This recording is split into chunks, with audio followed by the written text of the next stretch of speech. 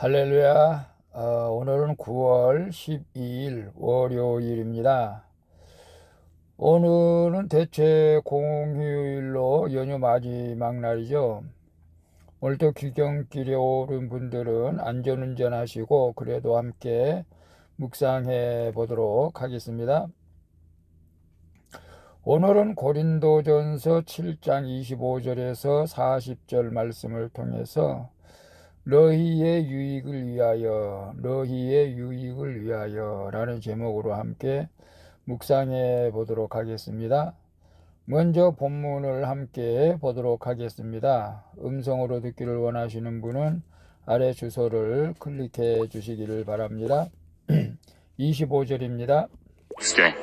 주의 자비하심을 받아서 충성스러운 자가 된 내가 의견을 말하노니 26절 내 생각에는 이것이 좋으니 곧 임박한 환난으로 말미암아 사람이 그냥 지내는 것이 좋으니라. 27절 내가 아내에게 매였느냐 노이기를 구하지 말며 아내에게서 노였느냐 아내를 구하지 말라. 28절 그러나 장가가도 죄짓는 것이 아니요 처녀가 시집가도 죄짓는 것이 아니로되 이런 이들은 육신의 고난이 있으리니 나는 너희를 아끼노라. 29절 형제들아 내가 이 말을 하노니 그때가 단축하여진 고로 이후부터 안에 있는 자들은 없는 자같이 하며 30절 우는 자들은 울지 않는 자같이 하며 기쁜 자들은 기쁘지 않은 자같이 하며 매매하는 자들은 없는 자같이 하며 31절 세상 물건을 쓰는 자들은 다 쓰지 못하는 자같이 하라.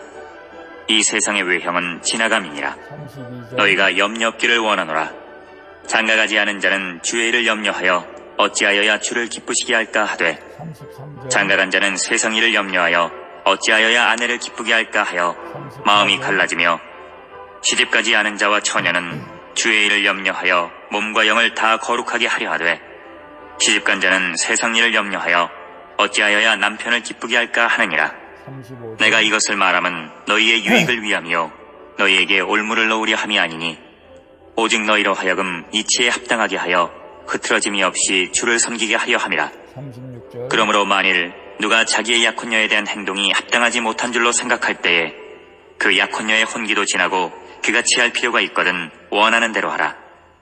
그것은 죄짓는 것이 아니니 그들로 결혼하게 하라. 37절 그러나 그가 마음을 정하고 또 부득이한 일도 없고 자기 뜻대로 할 권리가 있어서 그 약혼녀를 그대로 두기도 하여도 잘하는 것이니라. 38절 그러므로 결혼하는 자도 잘하거니와 결혼하지 아니하는 자는 더 잘하는 것이니라. 39절 아내는 그 남편이 살아있는 동안에 매여 있다가 남편이 죽으면 자유로워 자기 뜻대로 시집갈 것이나 주 안에서만 할 것이니라. 40절 그러나 내 뜻에는 그냥 지내는 것이 더욱 복이 있으리로다.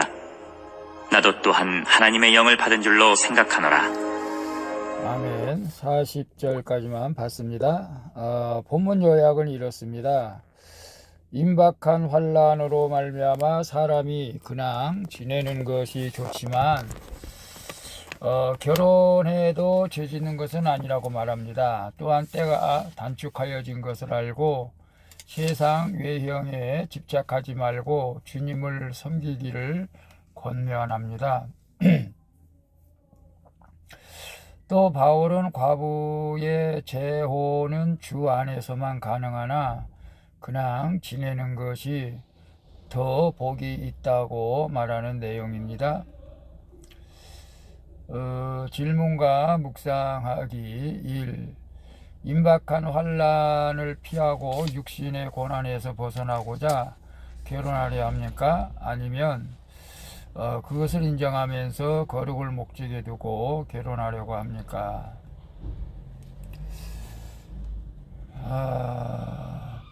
26절에서 28절에 보게 되면 26절에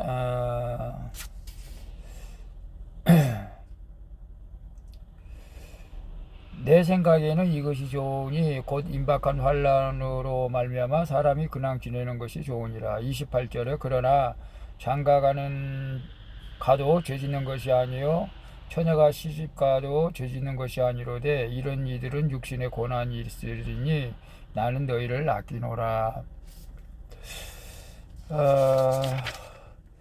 주의 자비하심을 받아 충성스러운 자가 된 바울은 처녀에 대한 자기 의견을 알려주는 내용입니다.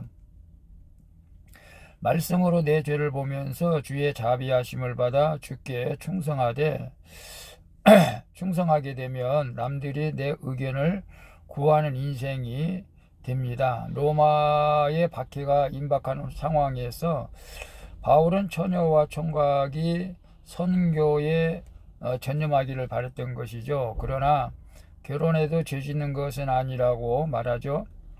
독신과 결혼은 옳고 그름의 문제가 아니라 어쩌면 각자 자기 은사와 믿음을 따라 선택하는 것이라고 봅니다. 임박한 환난과 육신의 고난이 있다는 것을 인정하면서 거룩을 목적에 두고 선택할 때 하나님이 돌보시는 길을 걷게 될 줄로 믿습니다. 그래서 임박한 환난을 피하고 육신의 고난에 벗어나고자 결혼하려 합니까? 아니면 그것을 인정하면서 거룩을 목적에 두고 결혼하려 합니까? 많은 사람들은 사실 행복을 찾기 위해서 결혼을 하려고 하지요.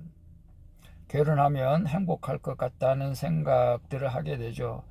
그러나 그 행복이 깨지게 되면은 또 갈라서게 되는 것을 보게 됩니다. 오늘 결혼을 앞두고 있는 분이라면 결혼은 행복이 아니라 정말로 하나님의 뜻을 이루는 거룩한 목적에 두고 결혼하게 된다면은 그 결혼은 참되고 정말로 주님 안에서 복된 결혼이 될 줄로 믿습니다.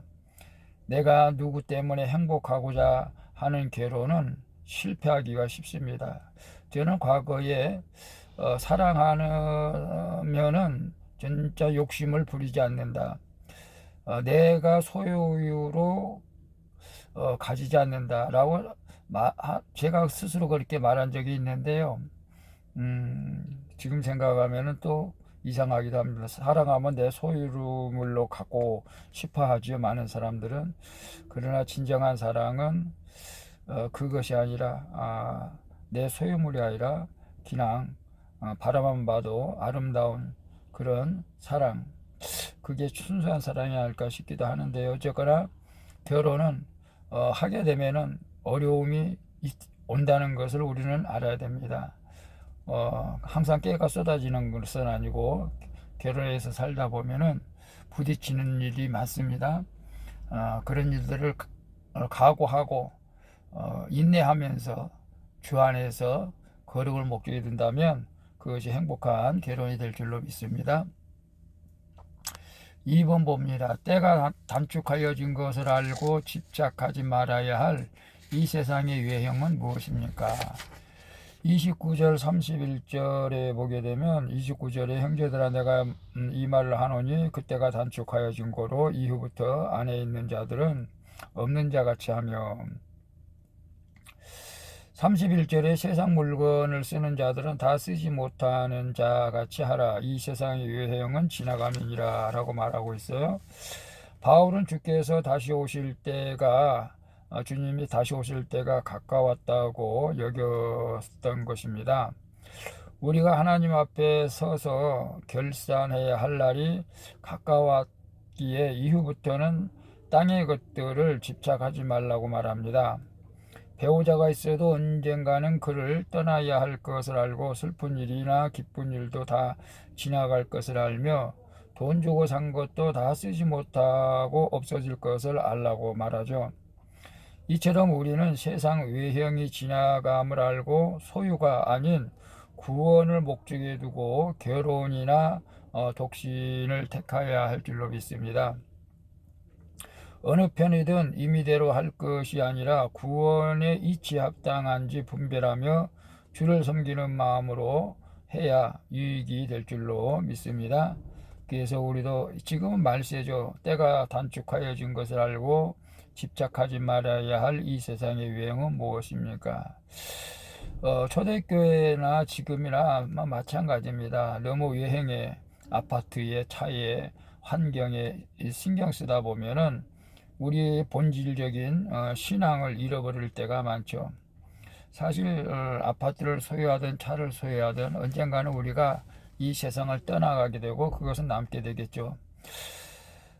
그런데 집착하지 말고 오늘 또 주님 영광을 위하여 무엇을 할까를 생각하며 믿음으로 살라고 권면하는 사도 바울의 말처럼 오직 모든 괴론이나 독신이나 그 모든 것은 하나님의 영광의 유익을 위해서 하라는 뜻인 줄로 믿습니다. 3번 봅니다. 주 안에서만 결혼하고자 오직 믿는 자와 결혼하기로 결단을 합니까? 내 뜻대로 할 수 있지만 더 복이 있고 성령을 충만히 받는 길은 무엇입니까? 39절에서 40절에 보게 되면 아내는 그 남편이 살아있는 동안에 매여 있다가 남편이 죽으면 자유로워 자기 뜻대로 시집갈 것이나 주 안에서만 할 것이니라. 그러나 내 뜻에는 그냥 지내는 것이 더욱 복이 있으리로다. 나도 또한 하나님의 영을 받은 줄로 생각하노라 라고 말씀하고 있어요. 바울은 남자가 결혼을 단념하는 것이 자기 약혼녀에게 합당하지 못한 줄로 생각하고 약혼녀의 홍기도 차서 결혼해야겠다고 결심하게 되면 결혼하라고 말하죠. 그러나 남자가 강요 없이 성욕을 제어할 수 있어서 결혼하지 않기로 해도 잘하는 것이라고 말하죠. 이건 특별한 은사입니다. 남편이 죽으면 아내는 자유롭게 시집갈 수 있는데 주 안에서 오직 믿음의 형제와만 재혼할 수 있다고 말하죠. 그러나 바울은 당시 상황을 고려하여 혼자 지내는 것이 더 복이 있다고 말합니다.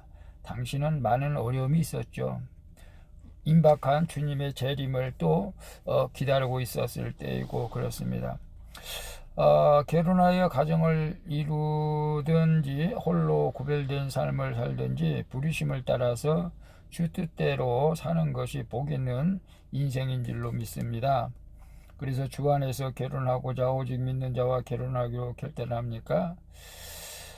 물론 믿는 자와 결혼하는 것이 합당하겠죠. 만약 믿지 않는 사람과 결혼한다면 제 주변에 그 장로님 아들도 믿지 않는 아가씨를 택했는데 감사하게도 예수를 믿는다고 하면서 교회에 다녔고 성경 공부, 세례 공부하고 세례를 받았습니다.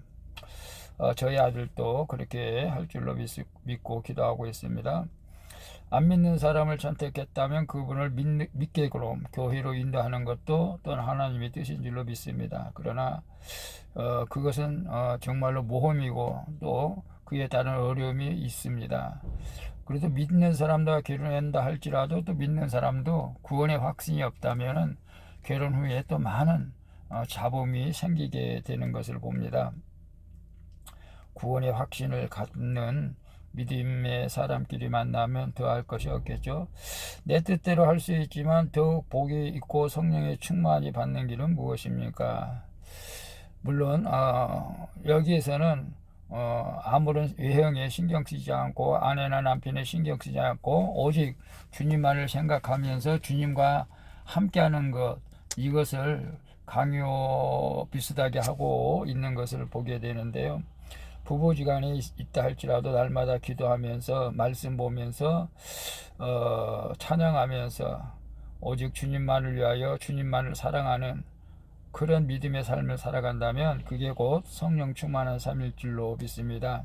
그래서 서로 위하여 기도해주고 믿음으로 날마다 부부지간에 함께 예배하며 함께 기도하며 함께 찬양할 때 정말로 복 있는 가정이 되어질 줄로 믿습니다.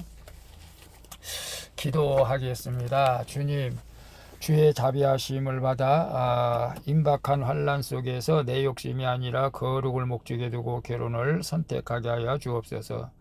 때가 단축하여진 것을 알고 세상 유행에 집착하지 말고 주님을 섬기는 결혼이 되어지게 하여 주옵소서. 우리에게 유익을 위한 조언을 받고 내 구주 예수를 더욱 사랑하는 복 있는 길을 걷게 하여 주시옵소서. 나의 죄를 위하여 십자가에 못 박히신 예수 그리스도의 이름으로 기도합니다. 아멘. 우리 찬송가 314장 내 구주 예수를 더욱 사랑 함께 찬양 부르고 마치도록 하겠습니다. 한 주간도 주님과 동행할 수 있기를 축복합니다. 오늘도 수고하셨습니다. 마지막 연휴 주님과 함께하는 복된 휴일 되시기를 축복합니다. 샬롬.